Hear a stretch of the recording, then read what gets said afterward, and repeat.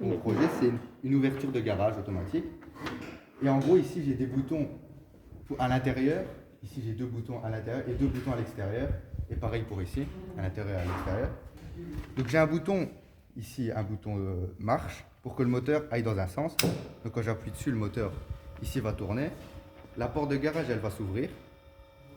Et si vous voyez ici sous le schéma, ici, le courant va se fermer, parce que quand il est ouvert, le courant ne passe pas.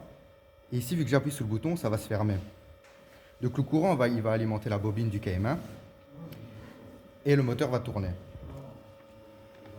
On peut aussi voir ici que quand on appuie ici sur le KM1 et que ça va s'ouvrir, que la bobine est alimentée, ici le KM1 il va s'ouvrir. Parce que si j'appuie ici, rien va se passer. Parce que si j'appuie là et que ça se passe quelque chose, le moteur va tourner dans l'autre sens et ça va faire une surintensité et ça peut casser même le moteur. Donc ici j'ai mis une sécurité du KM1 et vu que la bobine est alimentée, tous les autres contacts du KM1 ils vont s'ouvrir ou se fermer, ça dépend. Donc ici il va s'ouvrir et c'est pour ça que quand j'appuie il ne se passe rien. Ensuite ici j'ai mes fins de course, ça veut dire parce que si la porte de garage elle monte, elle va se casser. Donc ici imaginons mon garage monte, quand je vais appuyer, le moteur va se couper. D'accord. Et ici on voit que le fin de course et la lampe va s'éteindre. Et ici on voit que le fin de course il va se fermer, le courant va passer, la bobine ici va être alimentée. Et donc ici, vu que la bobine est alimentée, le contact qui est fermé, donc le courant passe, va s'ouvrir et le moteur va s'arrêter vu que KM1 ne sera plus du tout alimenté. Et c'est le même pour le fin de course 2, qui est ici. C'est le même si je vais dans l'autre sens. Donc là je vais dans l'autre sens, le moteur tourne dans l'autre sens. C'est le même si hop, la porte de garage ferme et quand elle arrive au fin de course, le moteur s'arrête. Et c'est le même processus, quoi. C'est le R2, la bobine est alimentée. Et ici, on voit qu'il y a R2. Donc ça va s'ouvrir et le courant ne passera plus. On voit ici qu'il y a aussi des lampes qui s'allument. Ça, c'est normal. C'est parce que ici, sur la signalisation, on voit qu'il y a R1 qui va alimenter ici la lampe. Ça veut dire que si je l'allume, hop, le moteur va encore tourner. Et que mon fin de course, la porte de garage, va arriver en haut. Ça va se fermer.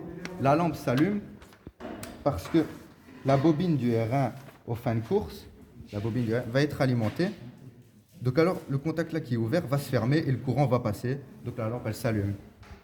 Et c'est le même encore pour le fin de course 2. Ça va se fermer et la lampe va s'allumer. Et c'est aussi le même pour KM1. Ici, KM1, on voit que quand on appuie pour ouvrir ou pour fermer le garage, qu'une lampe s'allume. En gros, ici, la bobine va être alimentée. Et c'est le même ici, j'ai mis en parallèle. Comme ça, soit l'un, soit l'autre, ça va quand même s'alimenter. C'est-à-dire ici, le KM1, vu que la bobine, elle est ouverte, ici, qu'il y a du courant dedans, de la tension, du courant surtout, le KM1 va se fermer et hop, la lampe va s'allumer. C'est pour ça que la lampe s'allume. Ensuite, je ferme et c'est le même dans l'autre sens. La même lampe s'allume parce qu'on voit qu'ici, c'est en parallèle sur la même lampe. Donc KM2 va se fermer et la lampe va s'allumer. Ensuite, on a aussi le capteur.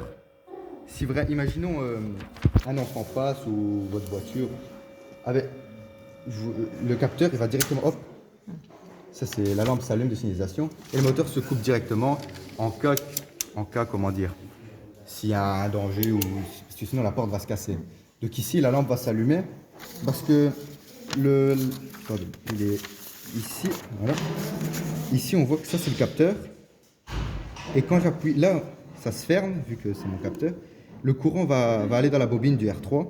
Le R3 va être alimenté. Et vu que le R3 est alimenté, lui va se fermer.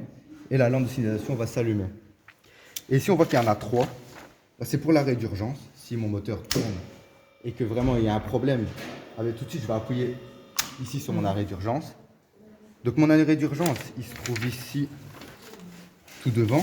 Ici tout devant parce que ça va couper tout le circuit. Et j'ai mis un deuxième bouton d'arrêt d'urgence dedans, mais un ouvert. Parce que quand je vais appuyer dessus, il va se fermer et une lampe va signaler que le courant, que tout est coupé. Ouais, que tout est coupé. Et il manque plus que le QD1. Ça, c'est aussi la lampe de signalisation. C'est s'il y a un problème, imaginons s'il y a un problème, imaginons dans le circuit et que le courant il saute, ici, hop, ça va se couper et la lampe va quand même s'allumer pour dire qu'il y a eu un problème.